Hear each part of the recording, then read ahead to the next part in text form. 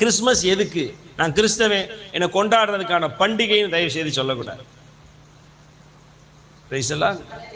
இது இந்த ரட்சிப்பு இல்லாத கிறிஸ்மஸ் எப்படிப்பட்ட கிறிஸ்மஸ்னா அதைத்தான் நான் அப்பவே சொன்னேன். சோத்திரம். கிறிஸ்மஸ் என்பது சிலருக்கு புது ட்ரெஸ்ஸு, கரிசோறு, எக்ஸெட்ரா எக்ஸெட்ரா, அவ்வளவுதான். ஆனால் ரட்சிப்பு அடைந்தவர்களுக்கு உள்ளத்துல சந்தோஷம், ஒரு நோக்கம், தேவ திட்டம் நிறைவேறியது.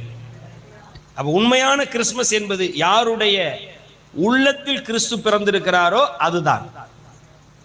இந்த வீட்டில் ஸ்டார் மாட்டுறது, இந்த ட்ரீ வைக்கிறது, குடில் வைக்கிறது, இதெல்லாம் கொண்டாட்டத்தினுடைய அறிகுறியா இருக்கலாம்.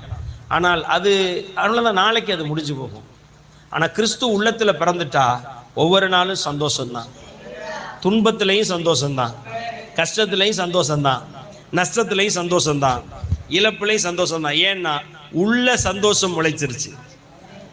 ரைசலா. அப்ப அந்த சந்தோஷத்தை நாம் அனுபவிக்க வேண்டும். கர்த்தர் உங்களை ஆசீர்வதிப்பாராக. ஒரு வசனத்தை